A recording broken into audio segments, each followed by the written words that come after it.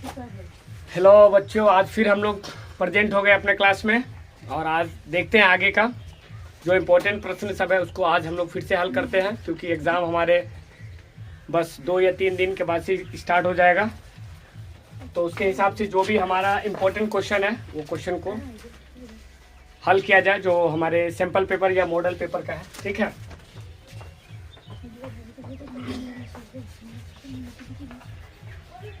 तो सबसे पहले यहाँ हेडिंग डालते हैं मॉडल सेट।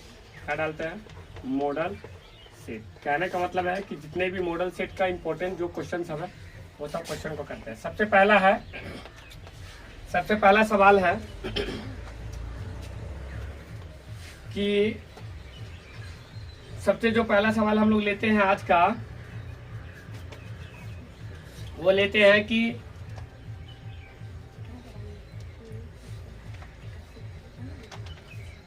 हाँ चलिए सबसे पहले सवाल लेते हैं। जैसे कल हम लोग पढ़े थे अर्थमेटिक प्रोग्रेशन के बारे में, ठीक है। तो आज हम लोग देखते हैं मिक्स से सवाल देखते हैं कि जो जो इम्पोर्टेंट क्वेश्चन है वो सबको बनाते हैं, है ना। तो इसमें से लेते हैं सबसे पहला, ठीक है। सबसे पहला हम सवाल ले लेते हैं, पहले स्टार्ट करते हैं जो इम्पोर्टेंट हमें लग रहा है। जैसे त्रिकोणमिति का थीटा इक्वल टू दे ले है 60 डिग्री। कितना है? 60 डिग्री, है ना। हो तो क्या हो तो sine theta plus cos theta का मान निकाला। एकदम आसान सवाल है ना।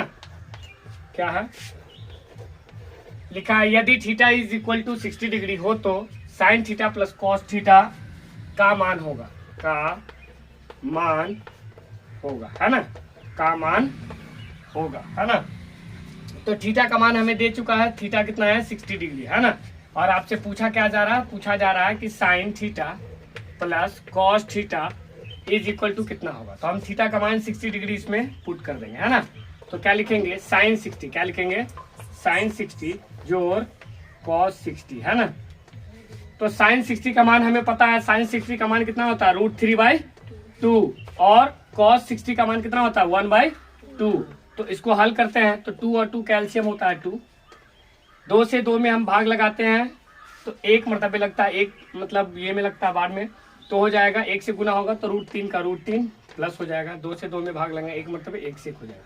तो इसका आंसर आ जाएगा √3 + 1/2। क्या आएगा? √3 + 1/2। ठीक है, इस तरह से ये आसानी से हम इस प्रश्न को हल कर सकते हैं, ठीक है। और फिर नेक्स्ट प्रश्न देखते हैं, ठीक है, क्योंकि एग्जाम हमारे बहुत करीब है।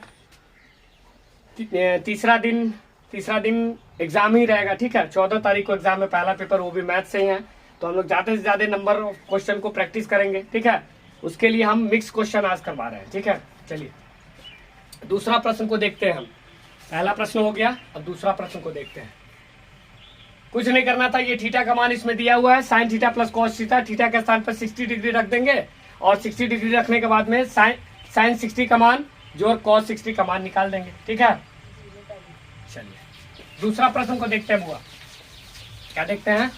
दूसरा प्रश्न, ठीक है। दूसरा प्रश्न को देखते हैं कि दूसरा प्रश्न क्या है। दूसरा प्रश्न देखते हैं।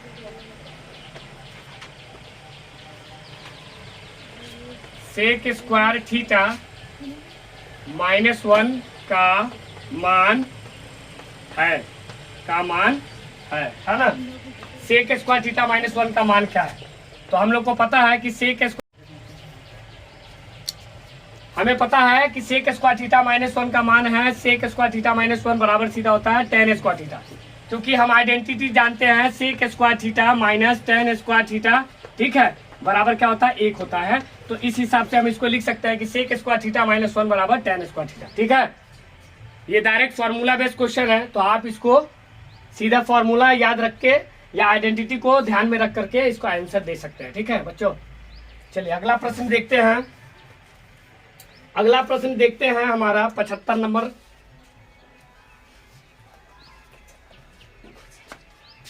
मॉडल सेट का है ये 75 नंबर क्वेश्चन, ठीक है।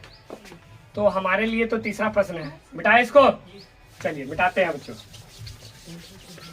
कुछ नहीं है, बस आपके एग्जामिनेशन में सिर्फ आपको एक ही चीज का ध्यान में रखना है कि आपको जो भी आइडेंटिटी, जो भी फॉर्मूला हमने बताया है, सबको अच्छे ढंग से रिवाइज करके और एग्जामिनेशन में टेंशन फ्री होके जाना है, टेंशन लेके नहीं जाना, बस एग्जामिनेशन एकदम रिलैक्स मोड में देना है। ठीक है, तीसरा प्रश्न है हमारा, क्या है तीसरा प्रश्न?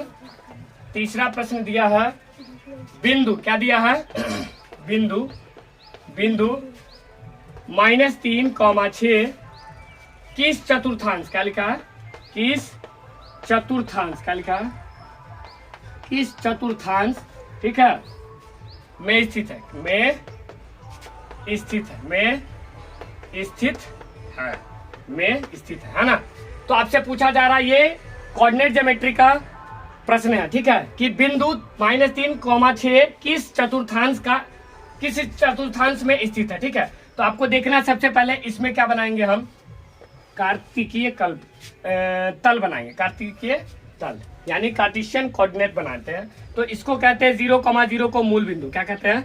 मूल बिंदु। इसको कहते हैं एक्स एक्सिस पॉजिटिव वाला, इसको कहते हैं एक्स एक्सिस निगेटिव वाला, इसको कहते हैं वाई एक्सिस पॉजिटिव, इसको कहते हैं वाई एक्सिस निगेटिव, है ना। इसके हिसाब से पहला जो प्लेन होता है इसमें दोनों के दोनों होता है पॉजिटिव, है ना। दूसरा प्लेन में क्या होता है? एक्स एक्सिस निगेटिव और वाई एक्सिस पॉजिटिव। तीसरा प्लेन में दोनों के दोनों निगेटिव। चौथा प्लेन में पहला पॉजिटिव एक्स एक्सिस और वाई एक्सिस निगेटिव। ठीक है, तो आपसे पूछा क्या जा रहा है? बिंदु पूछा जा रहा है -3,6 ये किस तल में है ना, यानी किस चतुर्थांश में है। तो आपको दिया हुआ -3 और 6, यानी पहला है माइनस और बाद में है प्लस, है ना। तो पहला माइनस और बाद में प्लस कौन सा है क्वाड्रेंट में? जो दूसरा क्वाड्रेंट में, किसमें है? दूसरा चतुर्थांश में। किसमें है? दूसरा चतुर्थांश में, है ना। समझे कि नहीं समझे? ये पहला चतुर्थांश है ना, उसके बाद में ये दूसरा, ये वाला तीसरा, ये चौथा। तो आपको दूसरा चतुर्थांश में क्या देखना है? सबसे पहले निगेटिव होता है फिर पॉजिटिव होता है, यानी एक्स एक्सिस निगेटिव होता है, वाई एक्सिस पॉजिटिव होता है ना। तो एक्स एक्सिस यहाँ निगेटिव है, वाई एक्सिस पॉजिटिव है, यानी चतुर्थांश जब पूछेगा तो द्वितीय होगा। क्या होगा? द्वितीय। क्या होगा? चतुर्थांश द्वितीय चतुर्थांश में होगा। ठीक है, देख लिए, मिटाया जाए।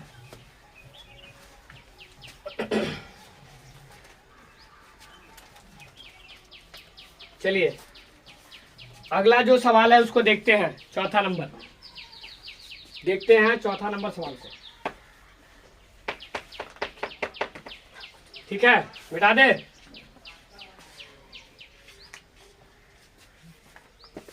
चलो चौथा नंबर सवाल को देखते हैं।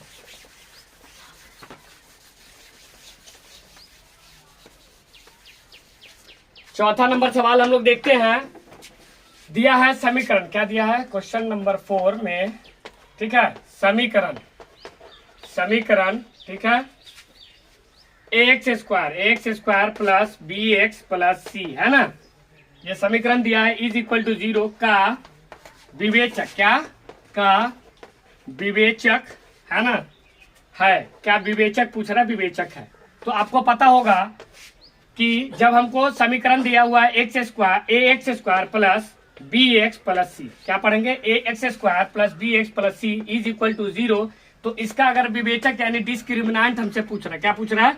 विवेचक यानी डिस्क्रिमिनेंट पूछ रहा है। तो हमने बता रखा है क्या होता है? बी स्क्वायर माइनस 4ac, यही डायरेक्ट आंसर हो जाता है। डायरेक्टली ये फॉर्मूला बेस्ड क्वेश्चन आपसे पूछा जा रहा है 1 नंबर में। ठीक है, तो आप डायरेक्टली आपको फॉर्मूला याद रखना है कि द्विघात समीकरण के लिए विवेचक जो डी होता है डिस्क्रिमिनेंट डी बराबर होता है बी स्क्वायर माइनस 4ac। ठीक है, चलिए नेक्स्ट क्वेश्चन हम लोग देखेंगे, फटाफट नोट करिए।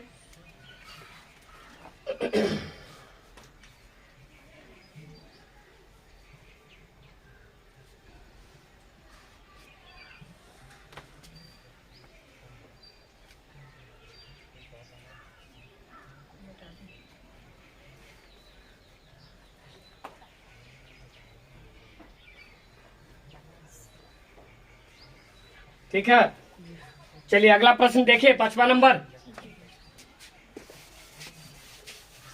5वां नंबर प्रश्न को देखते हैं। ठीक है,